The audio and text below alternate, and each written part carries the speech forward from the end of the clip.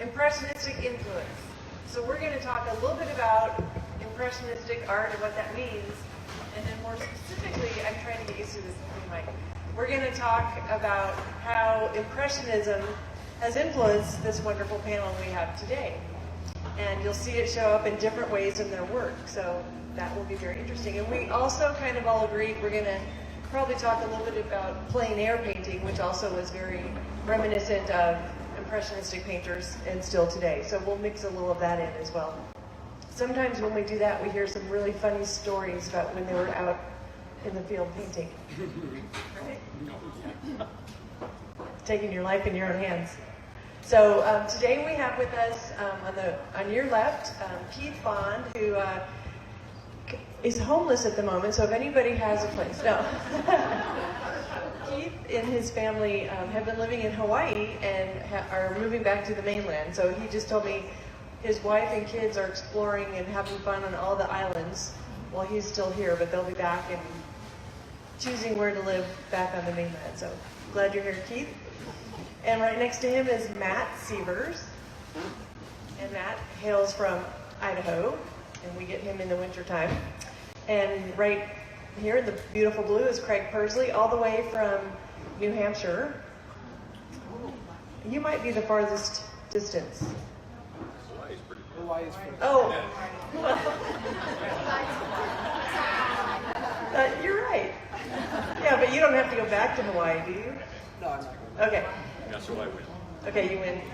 And then we have Kirk Randall from Utah and also resides here during the winter. So thanks to our panel. And traditionally what we do is I ask each of the panelists to tell us a little bit about them, how long they've been painting, how long you've been with the celebration, and then we'll lead into, maybe what is it about Impressionism that attracted you. So we're going to start with, Keith.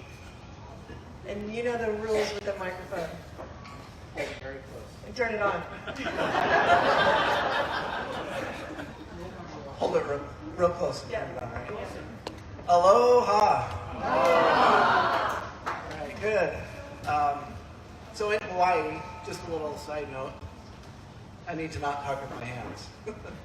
So whenever you greet someone in Hawaii, the audience always responds with the same greeting. It's interesting. So if I would have said good afternoon, the entire audience would have said good afternoon. So just a little Reciprocation. Yeah, tidbit, but aloha is the most common. My name is Keith Bond. This is my second year in the show. I've been painting professionally for over 20 years. I've lived a lot of different areas. Started my career in Texas and lived in Colorado for a number of years before Hawaii. So I have a very adventurous wife. She likes to move to a lot of new places and have new adventures. But I'm happy to be here.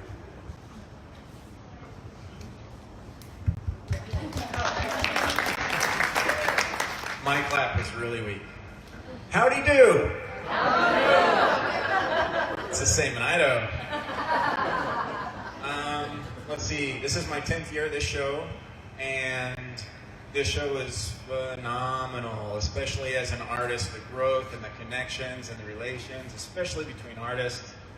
And I may have capitalized on that more than anyone else I know. My work just keeps evolving and changing and morphing, and it's always fallen under Impressionism. It's my drive to evoke emotion, to have interesting mark making, and all of the many ways you can do that, and exploring different colors and their palettes. But of course, we'll get more into that after the introductions.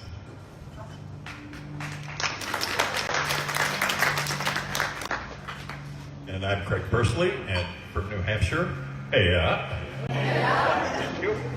I've been in some kind of art all my life from age 3. Started drawing and painting, and later after school was a police composite artist, an illustrator for a newspaper, sports illustrator, wildlife illustrator, and finally fine artist. I've been here 3 years and love it here. And I'm not sure how long I would consider myself an impressionist, but we can get into that, I guess, later.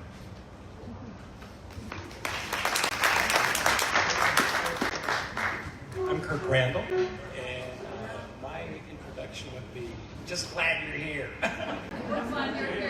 So, Utah. I've been doing the show 29 years. It's been an experience, and I just love this place. Our career has been built on this place. I love it. My art career has gone over 45 years, so I've been doing this quite a while. And went to the University of Utah, studied at the University of Utah in art school, presidential scholarship. So it goes way back. So I actually started painting when I was 13. And I've always painted landscape, and my career's developed more and more into this impressionistic style. I love and equate my art to a piece of music. Some of it has real soft notes, some of them have really detailed notes, and some of them have big, broad, gutsy, thick paint strokes and different textures in my work. So that's how Impressionism has snuck into my work.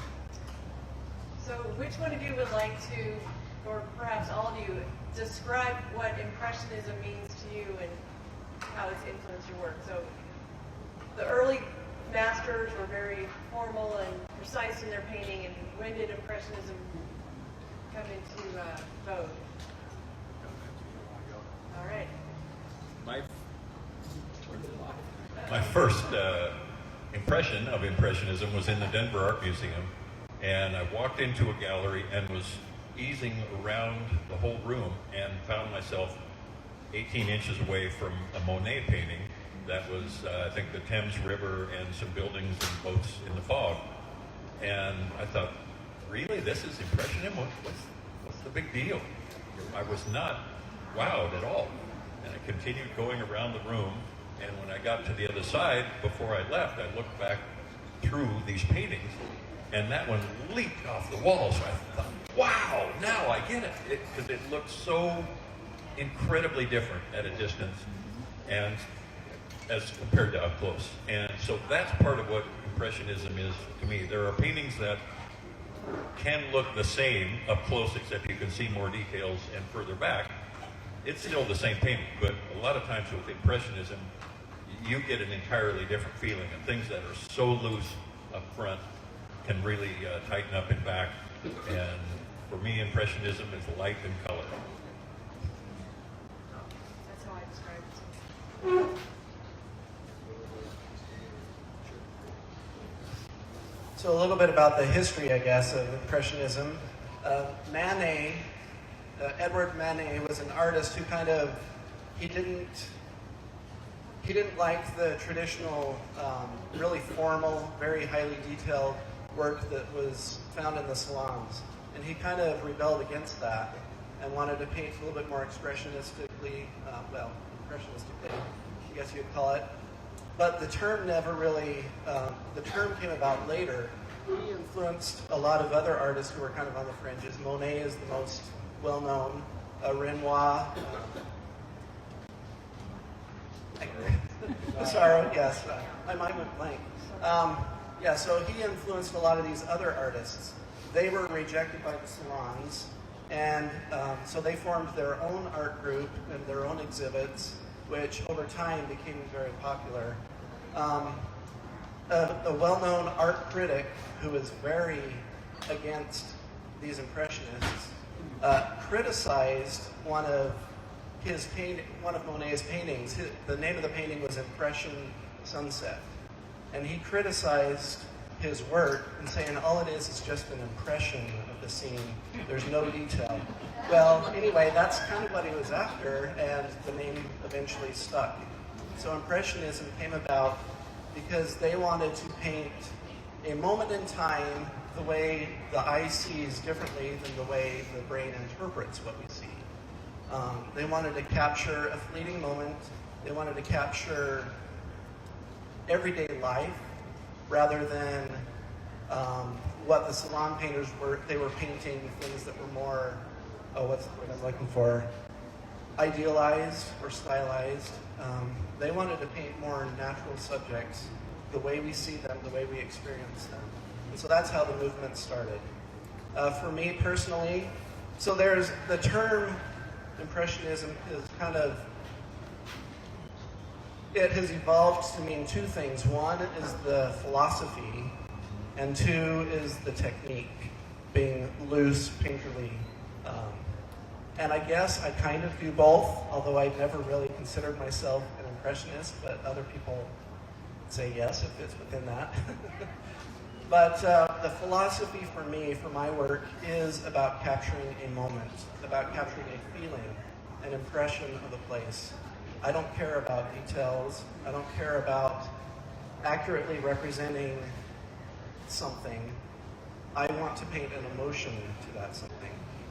Whether it's these trees or a barn or cactus or whatever it is, I'm painting an emotion. Light is very important to me. I paint a lot in plein air, which means I paint a lot on location. And I do that so I can understand what light and color does and how it affects the subject. But anyway, that's very briefly how I'm influenced by Impressionism. Very, very well explained.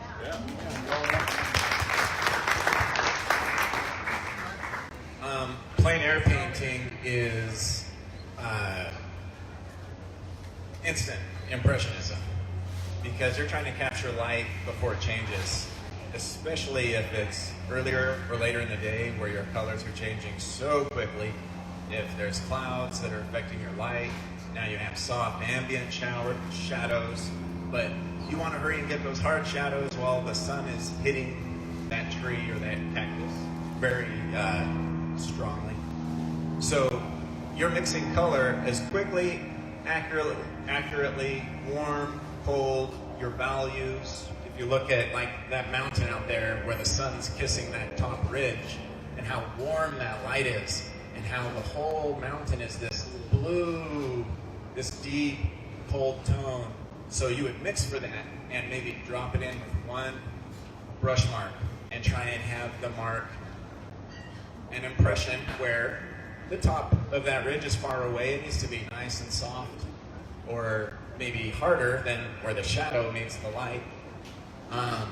But plein air is a tool artists use to understand color and value when they're in their studio. Because if you take a photo, especially if you print the photo out to paint from it, as soon as you take the photo, your darks go very dark, your shadows go very dark, your colors change. You print it out, and now you're limiting it to the ability of a printer as well, and it exaggerates it that much further. Again, with the paint on location, you already are starting to understand, oh, that mountain is such a rich blue color. It's not nearly as gray as it was in the photo. And it brings life into our paintings inside our studios. Excellent. Some of my favorite impressionists are the California impressionists. And there's a bunch of them that painted at the turn of the century. And my favorite was Edgar Payne. And he painted the Sierra Nevadas over and over again. And he was always out looking and observing. He was also painting boat scenes and stuff like that. And he was always playing with the light. And what we were talking about here, light is an important part of my paintings. Every landscape or whatever I'm doing is dealing with how light is hitting something. But those guys were great at different strokes. It wasn't the same stroke. Some of them were really soft edges, or some of them were so bold and so strong that the paint just globbed on there. And when I saw those paintings in real life, they moved me deeply because it was a sweet chunk of music, but it was done in paint. And Craig, I know you're influenced much by the American Impressionists as well. Yes, I am, and there's a living painter who I really admire. Stapleton Kearns is his name. He's a New Hampshire painter also, who said, learning to paint landscapes indoors is like trying to learn to swim on your couch. And so I have a confession to make. I am a terrible plein air painter. I am a much better studio painter.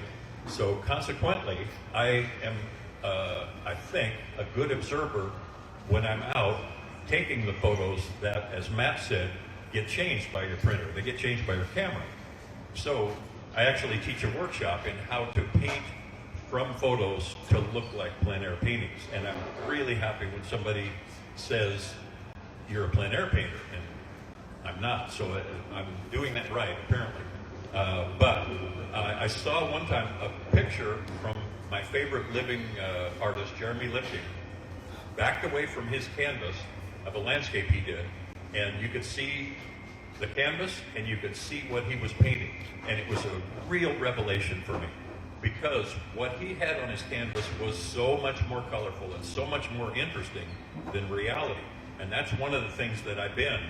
Even if I was on site, those distant mountains, I would make look more distant. I would make those look more violet, more blue violet.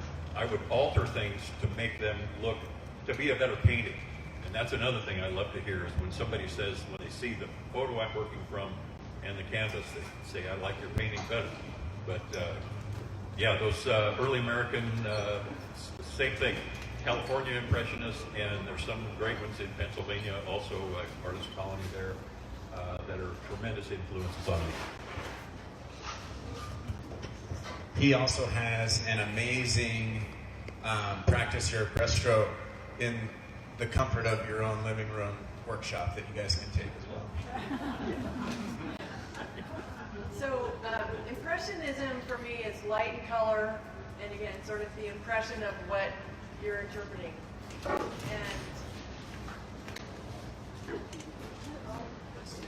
I got it. We're having a little wave here in Scottsdale. So I remember watching a movie about Vincent van Gogh, and in that French Impressionism group that kind of started this movement, and I think it was, now I can't remember which of his artist friends, but one of them said, you paint too fast. And his answer was, you look too fast. So I think Impressionism invites us to stay a little bit longer. So for me, it's like the artist is being fully in that moment, capturing that moment in time, and inviting the viewer to stay a little bit longer. And to Craig's point, to maybe get a little farther away to get the true feeling of the painting. So that's just one of my impressions of Impressionism. So, and you each have already kind of touched on some of the artists that you like. Edgar Payne, you might tell us a little bit more about him. Lipking, Jeremy, and who's influenced you guys, living or past or present? I am really strongly influenced by Nikolai Fechin. I really love how he would handle the paint being very soft in an area where the focal point would be, say, an eye in a portrait. And as you moved away from that being the point of interest, the paint gets thicker and heavier and bolder marks and more muted, until it's very turbulent. The background becomes a storm of abstract marks and movement. I guess I'll point out a few things in my paintings and some of my influences as I do so, and give you a break, Casey. So this is my piece here, and throughout it there's a lot of different tools I'm using to get marks that will help the others have a more special voice. So for example, where there's brushwork here in the snow, I try and get kind of a calligraphy to it. You can see the marks coming down the hill are controlled brushwork. And I feel like these are more important because this is big, flat areas that are scraped, or this area being so soft has such a more important voice because this one's so hard. And I love those contrasts, playing them off each other, same as light to dark, thick to thin. When you get closer in the back, you won't be able to see it, but right here, there's this great big squeegee mark. And it's like, it was one mark, but it looks like a series of blobs here. And then the trees, they're chiseled, and they're like notes in sheet music. And you can see the patterns here. From a distance, it starts to read as pine trees. Up close, it is just repeated shapes, some hard, some soft. I'd say these transparencies, these scrapes, a lot of that influence is coming from artists like Alex Kanevsky, and of course, a lot of my influence as well is from a wonderful impressionist on the other end of the tent, my father, Gregory Sievers. Yay! He gets me into this show every year. Yes, we have Nepotism. second generation artist, and Kirk's son is also an artist, so a little bit of that runs in the family, but we are happy to have you here. Happy to have you. And I usually do mention at the beginning, we have quite a few other wonderful impressionistic style artists here, but we usually just have 4 on the panel. So as you walk around, you might pick out a few others who could have easily filled the slots on the panel. Graydon Folger, Gregory Sievers, Becky Pasha, and today is International Women's Day, so I lined up a panel of men. I don't know what I was thinking. But there's lots, and that's really what we invite you to do when you come to the Celebration of Fine Art, is discover for yourself, and that's the Discovery Series. But as you go around, even Mary and Joe Giddings, I'm looking across the way, Impressionism. So you'll find it all throughout the show, and hopefully the insights today will give you a little more insights to that. Insights give you insights. But and a lot of people might think of the early French Impressionists, again, Manet, Monet, who is probably the most familiar name, Mary Cassatt, Pissarro. A lot of those artists also included figures in their work. And I said, we don't really have anyone painting women in white dresses. How many of you are familiar with that iconic painting? Frank Benson did a lot. Say again? Frank Benson, he was an impressionist that did a lot of women in white dresses. Yes. Yeah. And then like in the 80s, it was Jane Schuss and Earl Carpenter, and I used to paint with Earl. yeah. It's fabulous. So this style, this influence has been around for millennia, and it will continue. And the great thing is how they each make it their own. But the color, the light, the strokes, the impression that you get is what you feel like. How many of you have heard the term, he or she is very painterly in their style? You've heard that?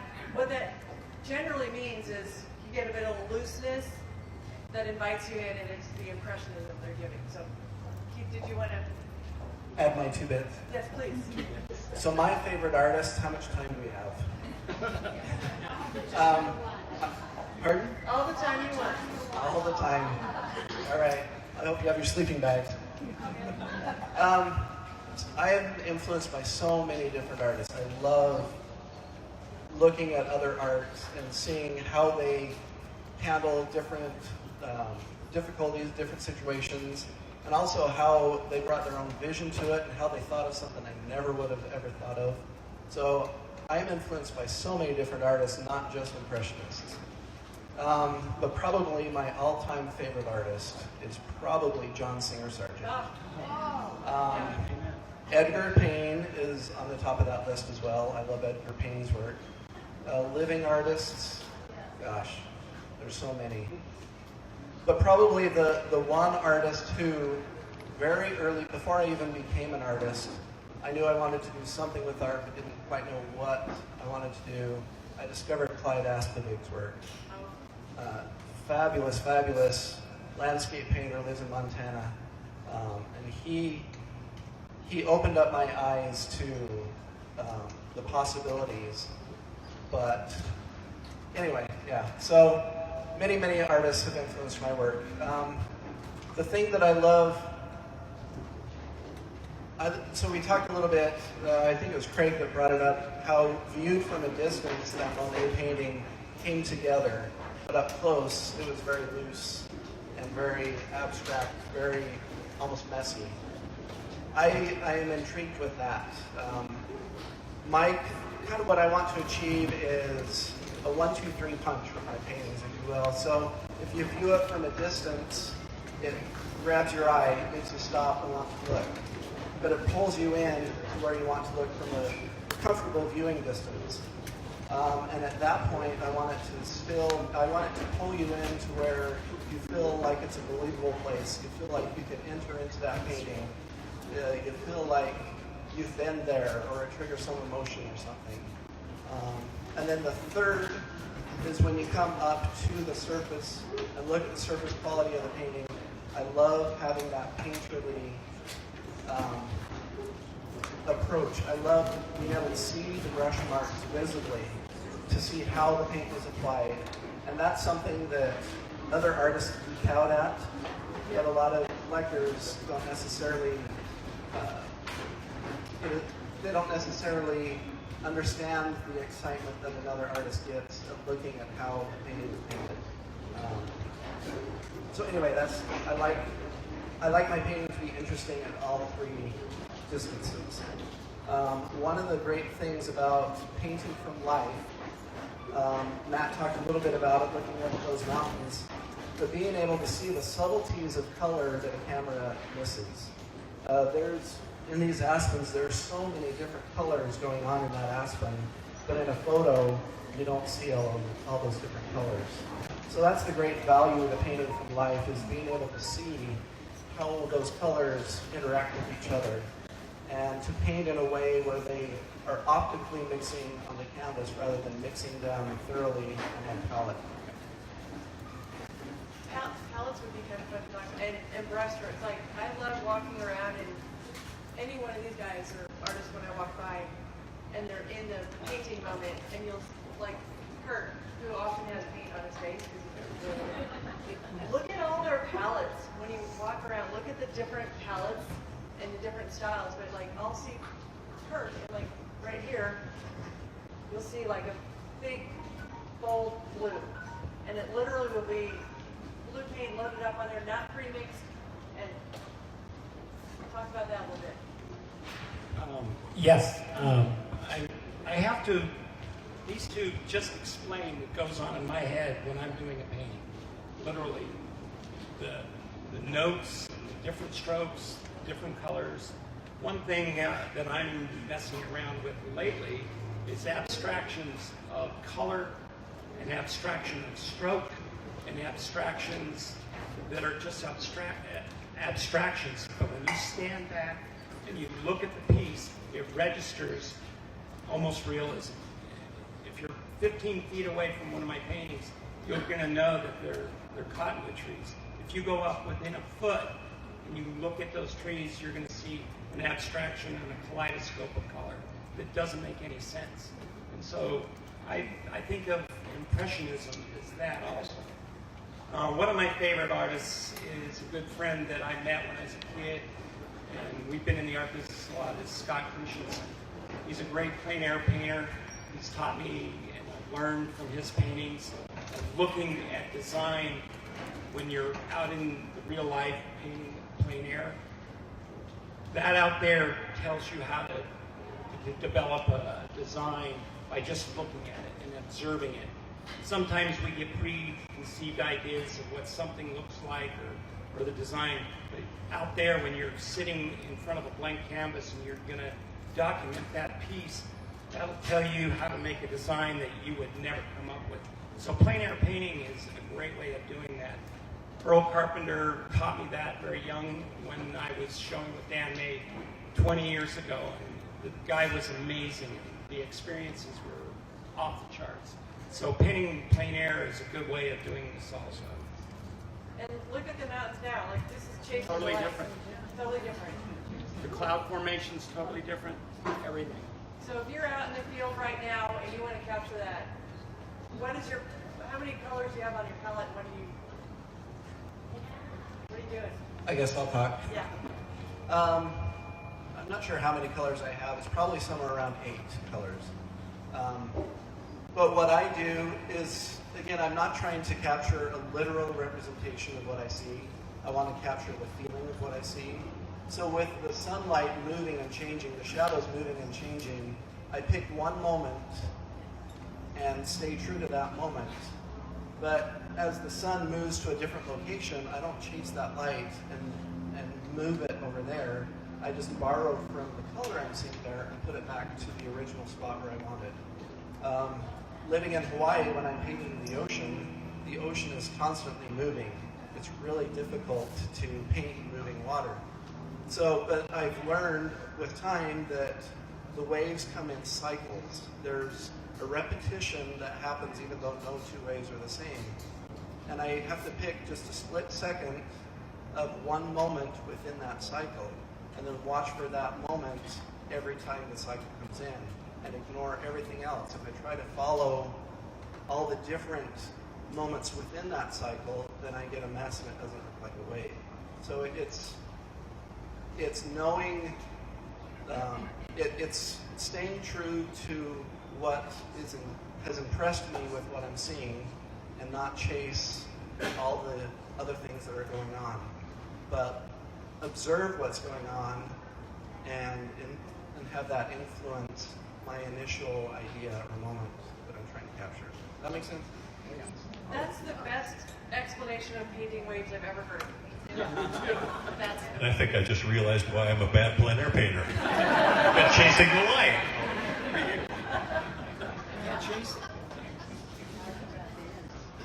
I wanted to mention also a specific method that an impressionist has, a watercolorist named Joseph Raffel, that I thought was so interesting. Last time I saw it, he was painting huge watercolors of koi fish and flowers. His studio is 40 feet long, so I don't know how long this is, but let's say it's like this. He paints on the end wall, but he doesn't paint looking at his painting. Above the painting, he's got a big mirror. On this wall, he's got another mirror. So he's looking at that mirror, the reflection twice. He's 80 feet away visually from what he's painting. And it looks so loose up close that it's sloppy. It's not just loose, it is sloppy. But when you're away from it, it's photographic. It's amazing how different they are up close and at a distance. So what's his name? Joseph Raffel. I tried that and just got eye strain. Get dizzy. So, Kirk, I know you've had some kind of wild experiences when you've been out painting in plein air. Oh yeah. Any top favorites? Yeah. Maybe that netted the best results, or maybe a funny story. But This is an experience that I had with Earl Carpenter. We were in Jackson Hole painting plein air, and it had been one of those gloomy days, no light, nothing. It was just boring, and we were painting just up above Jenny Lake, and we're out in a big sage field. And it was just like, is this anything going to happen? We're just going to get a pine tree and some sagebrush, which Clyde Aspavik would really nail that. But I always go for the obvious, the grand, something crazy. And all of a sudden, about 3 o'clock in the afternoon, the sky opened up. And it was so moving. And it was so crazy beautiful. And we were just painting like crazy. And I did one of the craziest paintings of the Tetons. And we were just so excited about what we had seen and experienced, and we got it down. And we went back and we put everything away, and we got back to the hotel, and then went back into the restaurant. And we were sitting there talking about that, and some people were listening to our excitement about our painting experience and all that. And the lady said, "Did you realize something happened up on that mountain today?" And I go, "No, we didn't know anything." A young man had fallen and was killed in a climbing accident at that time, and we were documenting it.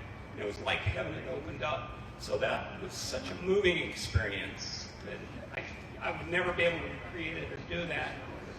And so sometimes you experience things for a reason and you don't know why.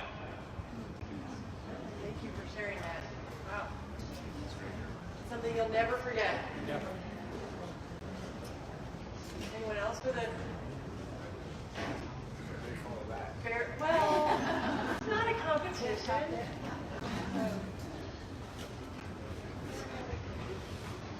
got one. The mic. Last summer, I had a really great experience. So we've been trying to get a reservation to Lake O'Hara for several years now. And I had fallen in love with this painting of John Singer Sargent, where he had painted Lake O'Hara across the water, and there's a waterfall back there. So this is up south of the Banff area in the Colorado Rockies. And Canadian, thank you. I just saw my wife and son over there, and I was like, the Colorado Rockies. Canadian Rockies. Anyways, she actually was the one who pulled this off, because several times we'd tried, and they open up the reservations for a few hours, and it's booked for the whole year, and they only let 100 or so people come into that whole range at one time. So when you're up there, it's like it's your lake, and it's so quiet, and the water is so teal, and it's so amazing.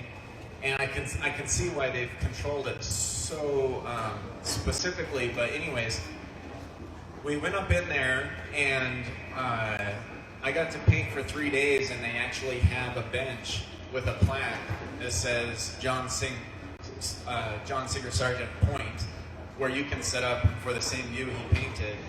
And it was amazing, because I know that painting really well. I had done a study of it about a week before, so I'd be all prepared to paint this lake.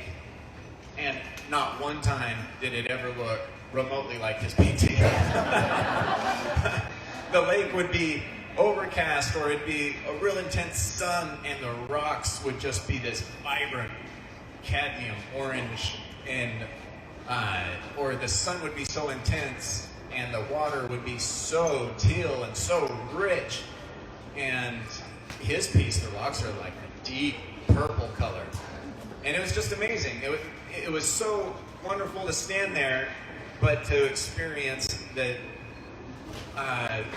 color palette of these, vistas painted by God is just so vast.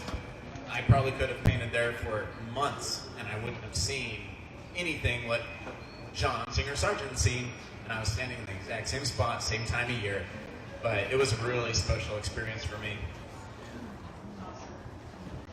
I had these guys will tell you, because they're plein air painters, that when they are painting outside, they want to capture some of that feeling of being there. The not just the light, but the smells and the sounds, the birds chirping, the feel of the sun on their back, all of that kind of stuff. They want to imbue some of that into that painting. And since I'm a studio painter, I try to do the same thing and experience the same thing when I'm there photographing. I only paint for my own photos, so I'm going out there, though it's for less time.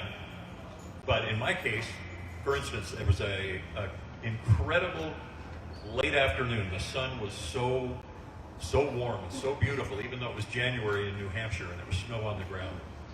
There was a 20-minute span where I got enough photos that I painted 17 paintings from that span of time because of all the photos that I took. So that's an advantage that I get, and I also really want to capture that same moment of time, and I'm paying attention to how it feels and the light and the colors and all that.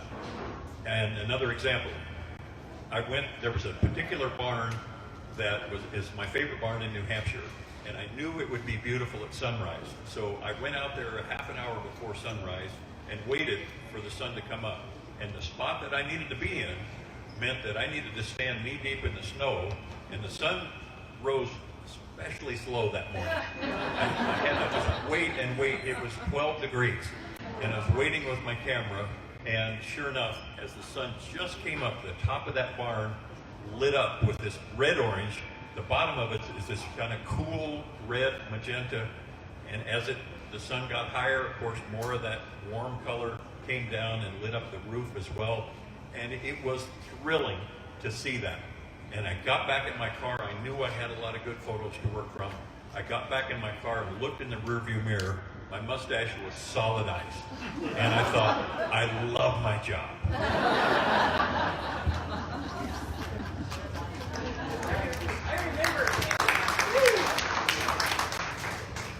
Yeah, I'll add a couple things. So I'm one who will go out and paint plein air when it's 17 degrees or 12 degrees or whatever. And the way you can tell a painting was painted in plein air when it's that temperature is it's very shaky brush strokes. Or bugs. That was here. No bugs in the winter. No, but in the summer, bugs. Yeah. So Matt brought up a point talking about the John Singer Sargent paintings and how the color is so different. I oftentimes will paint with friends, and it's interesting to see all of us painting the same scene. There might be 4 or 5 of us painting, and all 5 paintings are completely different. We each have our own voice. We each have our own voice, but what's important to one artist is not the same thing that's important to another artist. We draw from this vast array of information the things that are most important to each of us.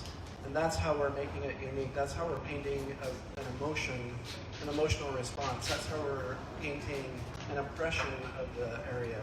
And it's not a literal depiction. Otherwise, then they all would look the same. But also, another thing that he mentioned that made me think of it, I'm not one of these artists who goes back and works in several sessions on the same painting. Because even if the light or the weather is the same the next day, it's not the same scene. My emotions are different. Whatever I'm going through in that day makes it so that I respond differently than I did the previous day. But even if I did happen to be in the same state of mind, the light often isn't the same, even though it might be similar. So I don't go back and repeat, or I don't go back and do several sessions to finish a painting. That's not to say that that's a wrong way to do it, because I know a lot of artists that do, but that's just for me personally. When I go paint plein air, it's about how I'm responding that day to that scene. And if I don't get a finished painting, that's fine. I'll use that reference material and photos that I take and my memory and my imagination and go back to the studio to create that emotional response. Very well said. And I think you really nailed it on the head. Of 5 artists at the same place painting the same view, all their own. That's what makes art spectacular. And it's all of your influence by others here and in history and throughout time.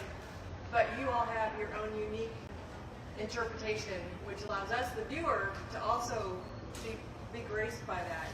And you can go have fun at was it Paints and Pinot or Merlot and whatever wine and thing. But these are the people that bring that vision to the canvas, that bring something to all of us. So that's pretty awesome. I was going to say something else profound, but it doesn't matter because it left my head, so I'm sure there's... Matt has something profound. Matt has something profound. Blank. Completely blank. I thought I was coming here to speak with Ben Shapiro. We were going to have this political debate, but time to art. That was it. Is there any questions that I could open it up for a question and answer? Everyone blank. Please. When you go to a scene outside paint, what size would you recommend starting with? So Repeat the question. the question was, when we go paint plein air, what's the size we'd recommend? Keith had shown me a little carrying case that has slots, and you can choose the size for the carrying case, but I'm a 9x12 kind of guy. Good point. If you get too big, one gust of wind and it's like, my painting's in the lake. Great.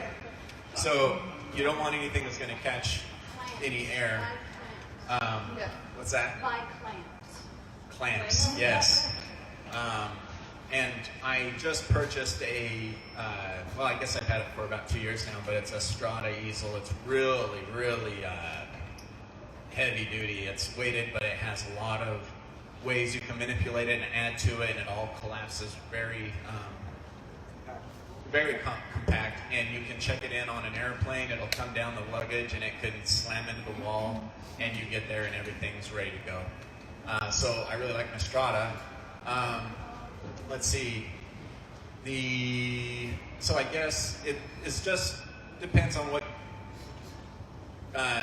you want to do, but 9x12 also, I can sit and look at a scene and very quickly decide vertical, horizontal, and just start moving shapes. When I plein air paint, the composition is a few shapes, dark, light, vanishing point, and I'm rocking and rolling, and someone might walk over and be like, why didn't you do these beautiful trees? And I'm like, well, I didn't want to, you know? And it felt really weighted on this side. If those were a bush, and this mountain's in shadow, it's got a balance, and I'm flying, and I'm not halfway through a painting frustrated because the composition's bad, because what I'm looking at has a bad composition. I think what I forgot to say was when Keith was talking about different painters paint different. Some painters are more influenced by light and color. Some are more by shape and shadows. So that's why you can really see like a completely different interpretation. I have 8x10 box that carries slots that have the 8x10 panels, and then I have a box that's got a 12x16, and then another box that's 16x20. So I carry a variety, but you're right. I just grab it and start going at it. I think Impressionism is the initial response to how you relate to the object that you're creating, and it's right out there in front of you. And if you get right at it and just really start laying it in, you can get that initial thing within the first 10 minutes. You should be able to get it. And then you just take it out on its own journey and you finish the piece. And you should be done within 3 hours. I usually, when I'm out painting, I'll do 3-hour sessions, and I'll paint 9 hours in a day, and I'll do three pieces.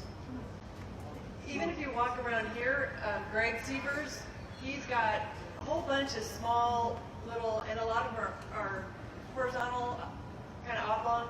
He's doing little studies. So he the one with the women at the market right now, there's a small one, and then he's doing a little bit bigger one, and he said, but this is still a study, because I'm going to do this real big. So, you know, studies can be done on in various ways as well, like not necessarily out in plein air, but. I think to answer your question too, working small is good because by working small, you automatically drop out a lot of details, and it's real easy to simplify. And rather than chasing the light, you can get things down much quicker. If you get a bigger canvas, you're going to want to put little details in too often. And to kind of, can you hear me? Now can you hear me? Okay. Now what was I going to say? Oh, with the more confidence that you have, the larger you can go. For me, so Kurt paints 3-hour sessions. The longest I will ever paint on location is about 1.5 hours. And I've painted as quickly as 20 minutes, finished painting in 20 minutes. So you want the size canvas that you can cover in that amount of time. The more confident you are and the bigger brush you apply the paint with, the larger you can go and complete something with that amount of time. But my goal when I go out is not necessarily to get a finished painting. Again, it's more capturing the light and the color and the mood, the impression. If I don't finish it, I'm fine with that. If I do, that's great. I got a painting in that time. When it's overcast, there's more time. I might spend up to 3 hours if it's overcast, but if it's sunny, the light is changing, especially in the morning or the evening. I paint a much shorter period of time. Part of that 3 hours is I'll plant myself down, and I just experience the place. Just take in what I'm experiencing before I even put on. Everybody just grab something and start putting paint up, and sometimes experiencing the place that you're at is part of where you get the inspiration from. But you have to sit there and experience it and look at it. I I mean, really study what is out there in front of you. And so I'll spend quite a bit of time just staring at it and looking at it before I'll even put a brush stroke down. So I would say a good 30 minutes of that is just taking in where I'm at. Yeah, actually, so I have a belief, or actually I think that this is probably scientifically, I've read it somewhere, that imagination and creativity is really closely tied to memory. And the more you can strengthen your memory, the more creative and more imagination you have in your work. There are times when I won't take my paints out there and I will study and look and observe and then go back to the studio and try to paint completely from memory.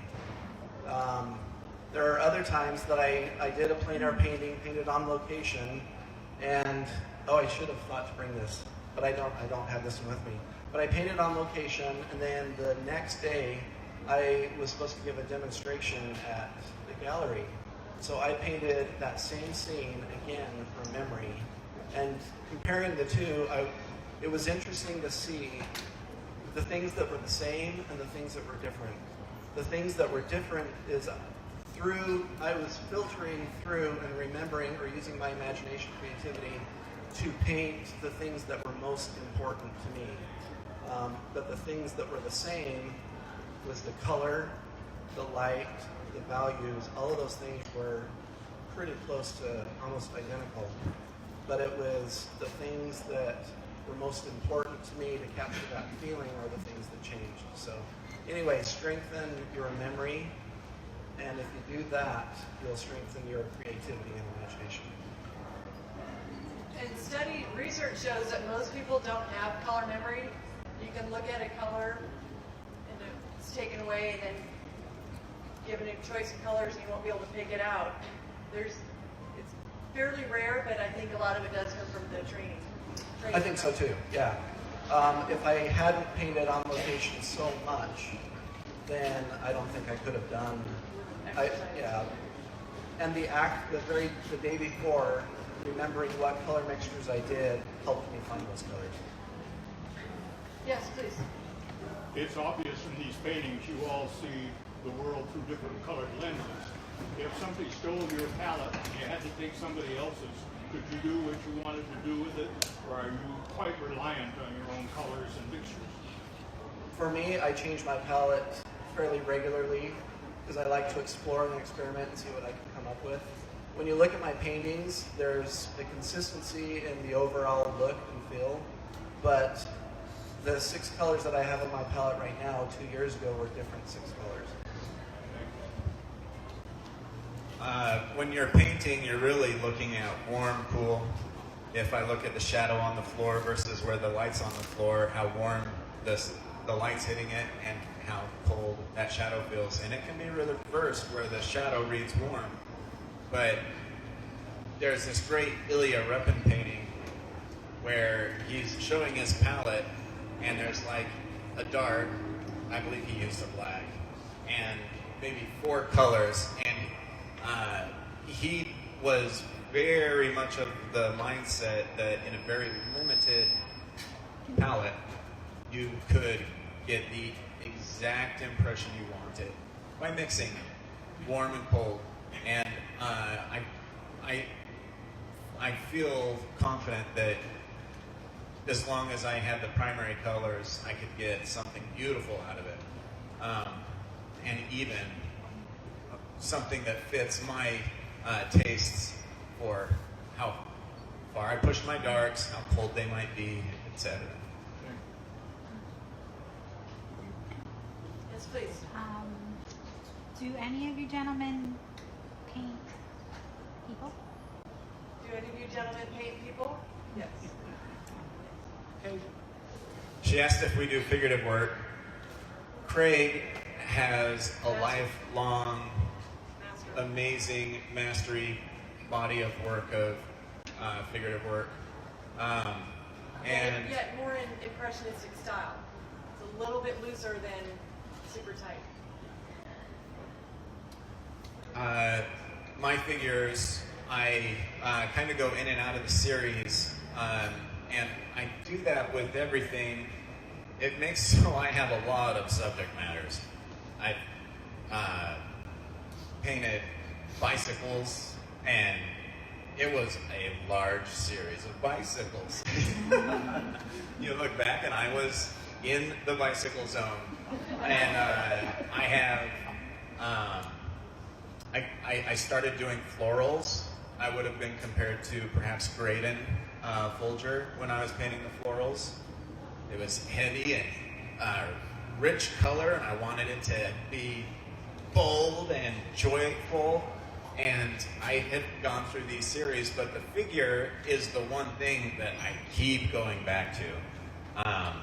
I try and paint a portrait and a nude about every other week. Try and keep up on that year-round, and I have ongoing body of work of figurative pieces. But when we come into a show like this, the booth is only so large, and I try and dial in and perfect something at that time. But I want a cohesive body of work, so in my booth right now, it's very much landscapes, I would say, is the majority. Apparently I have a non-cohesive body of work in my studio. And a part of that is because I know I get bored too easily. If I just painted landscapes, I would burn out. If I just painted people, I would burn out. So I really bounce around a lot, and occasionally still life. Sargent's name's been mentioned a couple times. I'm really fortunate. Sargent had a student named Gordon Stevenson who had a student named Everett Raven Kinsler, who, by the way, paints, he's in his 90s.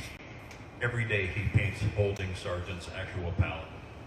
One of the people that he has mentored the most is Michael Shane Neal, who is my mentor. So I'm in this direct chain going back to Sargent, and I get to tell people that take my workshops, you're in that chain now too, so I love that.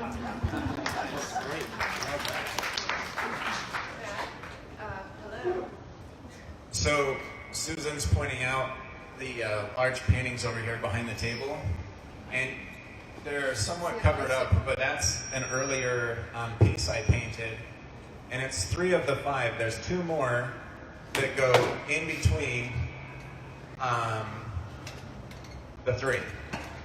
Anyways, when you get close, you can see it's a depiction of a woman's life in stained glass windows, the different stages of her life, and where in each stage she pauses and reflects about those important moments of pause. And it starts where she's a young girl swinging her doll there, and the apple trees are in blossom, and it's spring with the tulips. And in the poster on the table, you can see the other stages. When she's in a swing, and there's a heart carved in the tree, and she thinks about the man who carved it, makes a wise decision, moves forward, starts her family, ponders religion, what's her moral compass, the future for her child, and then there's one where she's teaching her daughter through the looking glass, a book about symbolism and Alice's womanhood, and then a grandmother with a granddaughter who goes through this same cycle, and she's in the winter and the leaves have fallen. Anyways, in front of the stained glass windows, there's 2 figures that are painted much more realistically. On the left, you can see there's a woman down touching the window. She's looking for the deeper meaning in the art, in the stained glass. And then on the right, there's a girl. She's sitting on a bench, and has this moment to pause and reflect and ponder, but she's on her phone, and she's missing that opportunity, which we all understand and relate with. I've got my phone right here. I've checked 5 times to make sure I didn't leave it. So, our night guy, the first few nights he worked, he kept being startled because he said, somebody's back there. So, yeah. Everyone's like, what's that person doing back behind there? Who's standing there? Yeah. It actually has 50 hidden words throughout the painting, and animals that are symbolic to that phase of her life, where she's a grandmother. There's an owl representing wisdom, understanding, and you can just kind of see from that piece how much we all as artists find different marks that inspire us. I love that painting. I love that body of work. I have several of those I've put into my personal collection that will never go anywhere and mean a lot to me. But where I'm painting right now is my drag that keeps me up at night and makes so I can be in my studio for 16 hours, and my wife's frustrated, my brother-in-law is like, we gotta golf, and I'm like, I don't want to golf, I want to paint. So it's a good life. And that particular 5-panel piece was done for Art Prize in Grand Rapids. Several of our artists have participated, Santiago Michalak and Bryce Pettit has done Bryce it. has been there, Bryce and Allison. So that's lived in Grand Rapids during the competition for 12 days? No, it's closer to 3 weeks, I think. Okay. So that was the primary driver behind that. But, by the way, each of these guys are amazing family men. You know, some of you have grandchildren, but Matt, I lose track. 5 kids? 4 boys. 4 boys. Sorry, 4 boys and an amazing wife, I might add. So, okay, I saw another hand, I think, for a question. We probably have. Oh, one more question, or we're good? So, okay. I just wanted to say one last thing too. We're talking about influences. Some of my greatest influences currently are here in the tent. There's so many times, so many people that I respect so much, and I'll go get them if I'm struggling, and there's people here that have answers. So you guys get to see an amazing, amazing, amazing group of people here. So thank you for coming. And one thing about painting on location, always check your equipment. Some of you might have heard this story before, but Graydon Folger, who had a palette that he had painted with for decades, was out painting in poppy fields one day, and he got in his car. He was all excited about his painting. He drove off, and his palette was on the car, and he never saw it again. So always check for your equipment, right?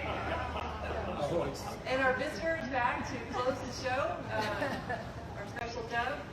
So please go visit these gentlemen in their studios.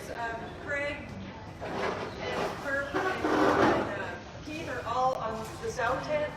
And they're all from the south side. So you can just go over there and walk down and check out all their studios. So thank you.